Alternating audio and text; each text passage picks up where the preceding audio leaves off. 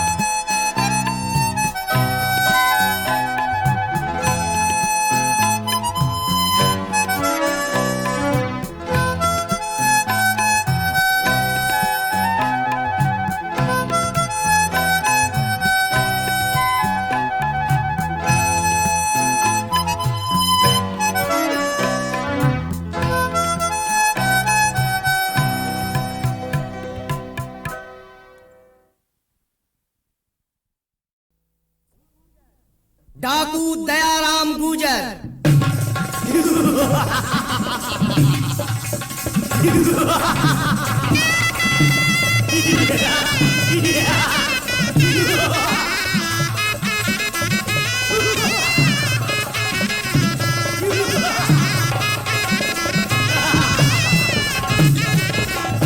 किस्सा ये दिलचस्प है, सुनिए खासो आम। देखो भाइयों गौर से लालच का अंजाम।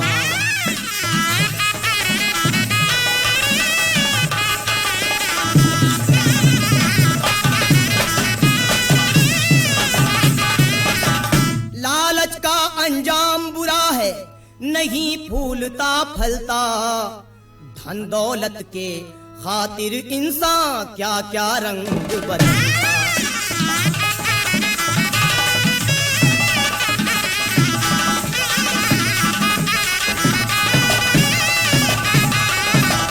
डाकू चोर उचक्का बनता, राह बदी की चलता।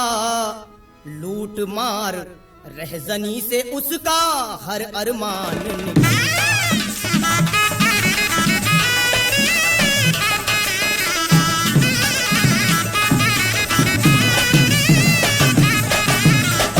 कहा पत्नी ने उसकी, मुझको गहने ला के पहना दो।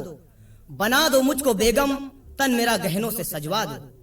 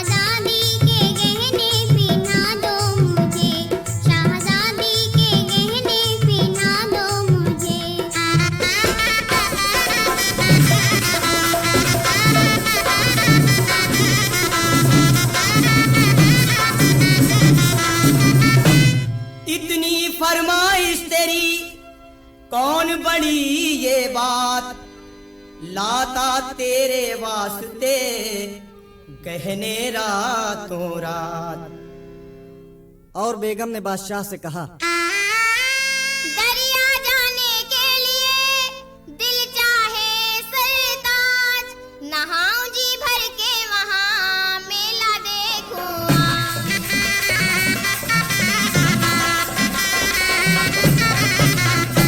जरूर जाइए बेगम, मैं सब इंतजाम किए देता हूँ। इधर दयाराम से एक सरदार ने आकर कहा,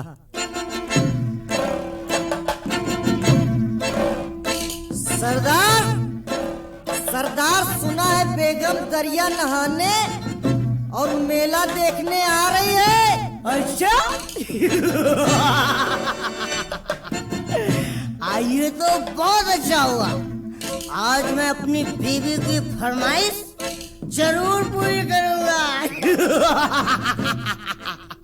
और फिर मेले में सांप की नजरें बचाकर दयाराम बेगम के पास पहुंचा। कौन कौन हो तुम? दयाराम गुजर, एक माना हुआ डाकू। तो यहाँ क्यों आए?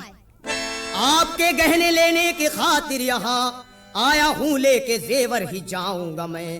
खैरियत जिंदगी की अगर चाहती, गहने दे दीजिए ना सताऊंगा मैं।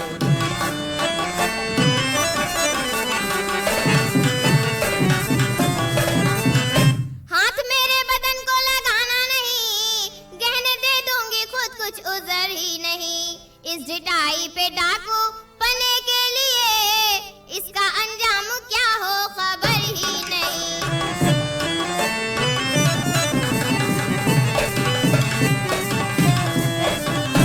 ये लो गहने।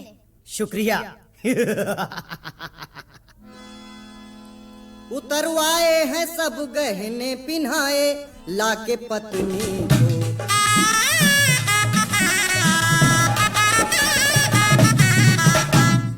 उतरवाए हैं सब गहने पिन्हाए, लाके पत्नी को। सुना जब बादशाह ने हाल दी, तस्कीन बीबी को।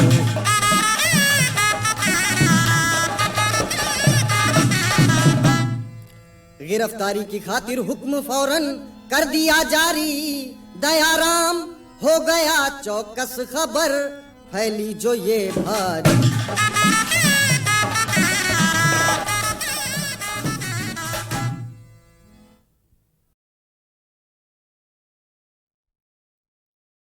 There are times in the life of every nation when all its energies and resources must be devoted to the achievement of a great aim, and when faith in this aim has to be consciously reaffirmed. We have armies in the field, we have men who are bravely risking their lives and performing feats of valor. Their dedication is unconditional. They do not ask questions. It is for us to assure them that we are with them heart and soul, and just as we honor their great sacrifices, we shall see that they are honored by posterity when we are called to account for all that we have thought and done. This war in which we are engaged today is none of our seeking. It has been forced upon us. We have done as much as any people could to stand by our national commitment to peace. We have desired peace with all our heart and worked for it with all our strength. We wish no one ill. We covet not an inch, yes, not an inch of anyone's territory. But we cannot surrender the principles on which our state, our whole idea of a common life is based. And this is indeed what we are being asked to do. For Kashmir is not only a part and a lovely part of India, but its being a part of India represents a noble principle, not only for our culture, but for the culture of mankind. There were dark days in our life when the demand for partition of the country appeared as an ominous precondition for our independence. Its monstrous implications were ignored by its advocates. The Indian Muslims were in fact asked to perjure themselves by asserting and defending the falsehood that because they were Muslims, they could not be citizens of the same state as those among whom they and their ancestors had been born and had lived, and to the rich fund of whose composite culture they had during centuries made highly valued contributions. They were being asked to uproot themselves, abandon hearth and home, neighbor and culture, friendship and goodwill. And now we Indians, we Hindus, Muslims, Sikhs, Christians and Parsis, we for whom India is and always has been one country, our home, are being asked at the point of the sword to admit that Kashmir cannot legitimately belong to India because the vast majority of Kashmiris are Muslims and must be offered up to Pakistan. That shall not, cannot be. Let us at this moment strengthen our faith in ourselves and our ideals. Let us remember that there are brave men, Hindu, Muslim, Sikh, Christian, Parsi, brave men, laying down their lives to prove that we are one people, firmly united by common interests and ideals, and that our unity will stand any test. The Muslim among us should realize that he is where he is by God's will, that his Indian citizenship is a great moral and spiritual commitment. He has to be a true and dedicated follower of Islam. He has to drive fear out of his heart, that fear which is the mother of selfishness and hatred, and of much political and social evil. He has to foster goodwill and trust, to render service for the sake of service, to look beyond his life on earth to the day when he will be answerable for what he has done or left undone to promote understanding, cooperation and peace among men. The Muslims' fellow countrymen should appreciate and cherish this commitment. They should eradicate all suspicion and distrust, and as representing the beliefs and traditions of the great majority, help to mobilize all sentiments in the service of the common interest.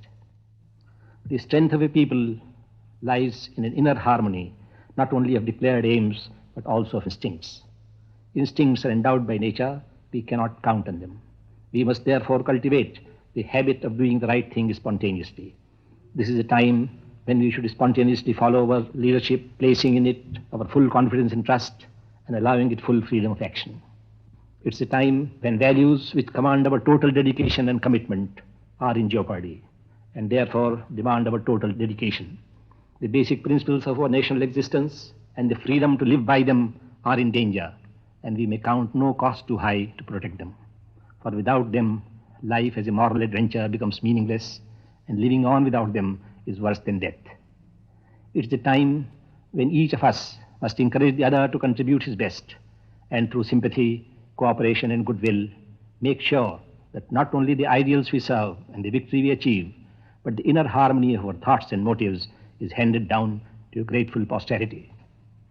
Let us clench our teeth and take the unshakable grim resolve not to rest or tarry until our principles are vindicated and the freedom of our motherland is unmistakably assured.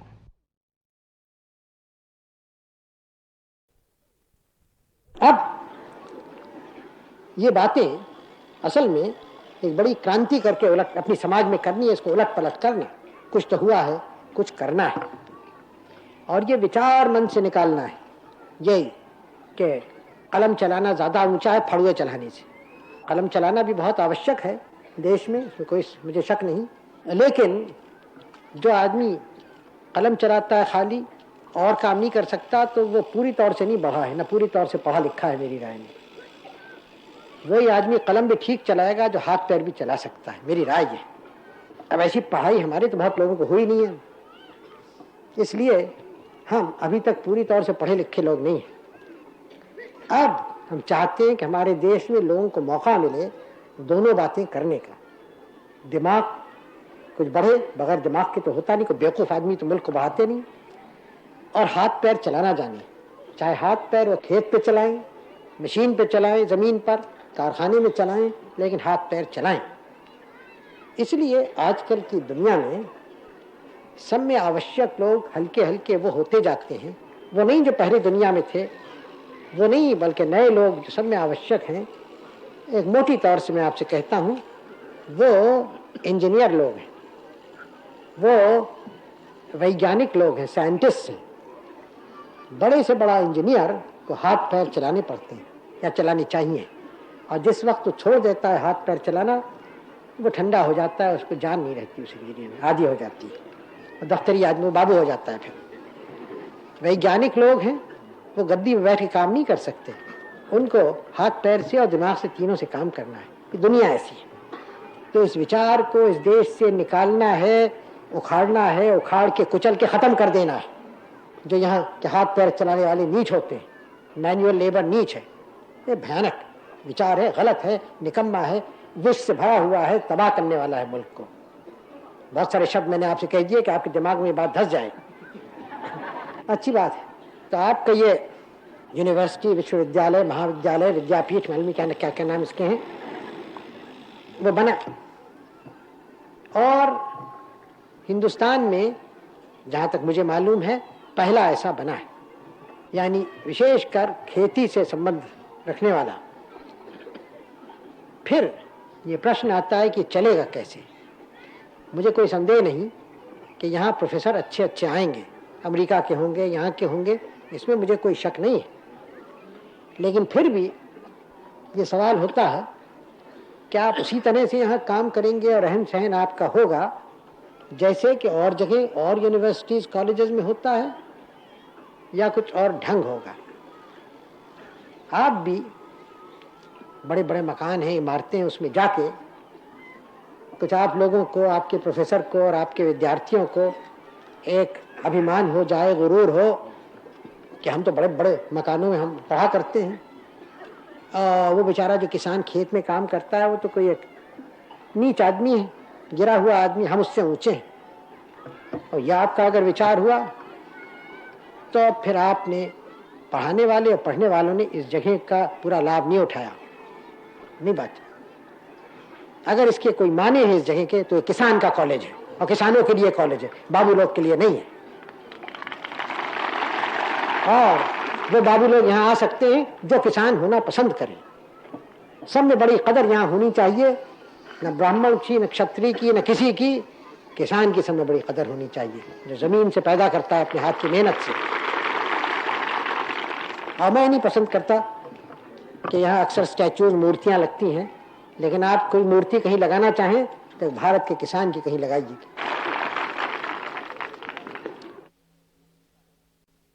मुझे अच्छा लगता है कि नए नए हमारे काम को देखना, उनका शुरू होना और देखना, क्योंकि ये सब एक एक कदम है हमारे उस यात्रा में, जिस बड़ी यात्रा पे हम बढ़े, यानी देश का रूप जरा बदलें, देश का काम बदलें, देश में कुछ विज्ञान और ये मशीन युग जो है आजकल उसको ले आए, और इस सब का नतीजा ये हो कि देश एक खुशहाल देश हो जाए और गरीबी यहाँ से निकल जाए। क्योंकि आखिर में जो हमारा ध्येय है, लक्ष्य है, वो है जनता की उठाना, उनकी गरीबी दूर करना। कैसे हो? कोई जादू तो है नहीं या बैठ के हम मंत्र पढ़ के करें ऐसे। मंत्र पढ़ना अच्छा होता है, मैं उसके खिलाफ, लेकिन ये समझना कि मंत्र पढ़ने से काम हो जाएगा, ये गलत है। और ये और भी गलत बात यह है कि समझे ज्योतिषियों से मिले जाके क्या होगा। ये तो काम से बचने के तरीके हैं, और कोई उन्नति नहीं होती है बगैर परिश्रम के, मेहनत के। बात समझ लीजिए आप, चाहे भारत में हो, चाहे अमेरिका में हो, चाहे रूस में हो, चाहे उनके कोई भी नीति हो। एक अमेरिका और रूस की नीति में बहुत फर्क है, लेकिन एक बात में फर्क नहीं है, बल्कि दो बातों में। एक तो ये कि दोनों आजकल के विज्ञान की पूजा करते हैं, और विज्ञान के जो बच्चे हैं, ये मशीनें वगैरह उनकी, और दूसरे दोनों परिश्रमी लोग हैं। परिश्रम जानते हैं, बगैर परिश्रम कुछ नहीं होता, मेहनत के। तो हमें भी दोनों बातें सीखनी है, क्योंकि इन दो बातों के बगैर हम तरक्की नहीं कर सकते। हम बैठे वहाँ दिल्ली में, पार्लियामेंट में, लोकसभा में बड़े बड़े प्रस्ताव करते हैं, बड़े बड़े कानून बनाते हैं, और कभी कभी कानून अच्छे होते हैं, उनका लाभ होता है उनसे, लेकिन कानून बनाने से काम नहीं होता। कानून तो खाली रास्ता खोल देता है काम करने के लिए। अब कानून हम बना दें कि यहाँ एक कारखाना बन जाए तो उसके कानून बना देने से नहीं बनता होता, आपकी मेहनत से बनता है, सीखना मेहनत से। तो जो कुछ काम भी हमें करना है तो बहुत मेहनत करनी पड़ती है, परिश्रम करना होता है, और जितना ज़्यादा हम करें उतना ही ज़्यादा हमें लाभ मिलता है। ये एक मोटी बात है जो मैं बार बार आपसे कह रहा हूँ, इसलिए कि आप समझ जाएं। क्योंकि मैंने देखा है कि बहुत लोग हमारे देश में समझते हैं कि परिश्रम की बहुत आवश्यकता नहीं है, बल्कि कुछ और तरीके से हम देश को बदल देंगे, और ये बात बिल्कुल गलत है। हाँ, और तरीकों की आवश्यकता है, यानी हम आजकल की दुनिया को समझें। आप बड़े दिल के लोग इस तरह से दिल खोल के मुझे लेते हैं और मुझे फिर याद दिलाते हैं कि मेरा कर्तव्य क्या है। जितनी मुझ में शक्ति है मैं करूँगा उस काम को। काम बहुत बड़े हैं और असल बात यह है कि कोई भी उसको कर नहीं सकता अकेले या दुकेले। वो काम ऐसे हैं जिसमें आप और आप सब लोग जो यहाँ बैठे हैं और भारत के जो बेशुमार लोग हैं, बेशुमार तो नहीं, शुमार हो गया उनका लेकिन बहुत है, उन सबों को कुछ न कुछ वो बोझा उठाना है, तभी वो काम हो सकता है। ये कोई ऊपर से हुक्म देने का या सलाह देने का या सभा में बोल देने का तो है नहीं। सभाएं हम करें, एक दूसरे से सलाह करें, मशवरा करें, वो तो ठीक है, लेकिन आखिर में देश की उन्नति तो काम से होती है, परिश्रम से होती है। मिलकर काम करना, जो भी काम हो, क्योंकि एक देश के काम एक तो होते नहीं, हजारों लाखों तरह के काम होते हैं। सब में बड़ा काम हमारे देश का जैसा है वो ज़मीन पर है, हमारे किसानों का है, जो कि एक जड़ है, नींव है, बुनियाद है और कामों की। उस काम को अच्छा करना और नए नए ढंग से करना जिससे देश की उन्नति हो, देश का धन दौलत बढ़े, आपका बढ़े, तो पहली बात है। लेकिन उस पहली बात और आवश्यक बात तो है, लेकिन उसी के साथ दूसरी बात उतनी आवश्यक है कि हम अपने देश में उद्योग धंधे बढ़ाएं। 1 2 3 4 नहीं, हजारों लाखों समझिए, हर शहर में, और शहर में खाली नहीं, हम चाहते हैं कि देहात में भी उद्योग, छोटे मोटे उद्योग धंधे, छोटे और बड़े बढ़े।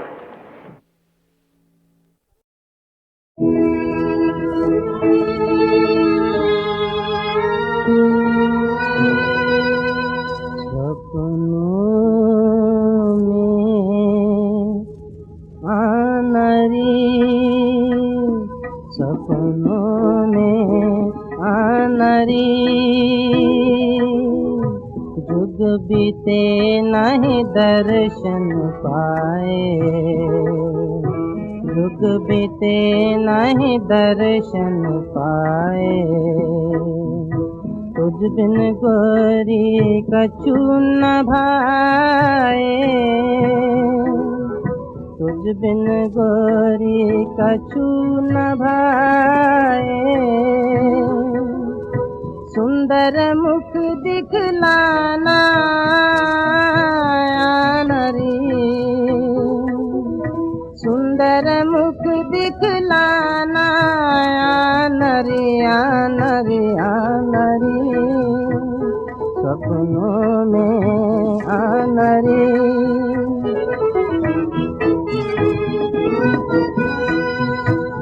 मैं रो रो नीर बहाता हूँ, मैं रो रो नीर बहाता हूँ, तोरी याद में मरता जाता हूँ, तोरी याद में मरता जाता हूँ। अब नया रिश्ताना नरी, अब नया रिश्ताना नरी नरी नरी, सपनों में आनरी।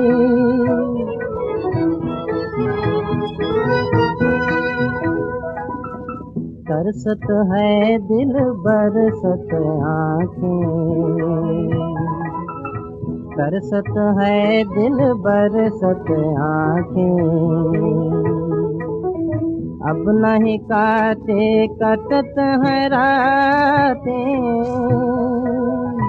अब नहीं काटे कटत है रातें। स्वप्न में ही मिल जाना नरी, स्वप्न में ही मिल जाना नरी नरी नरी, सपनों में आनरी।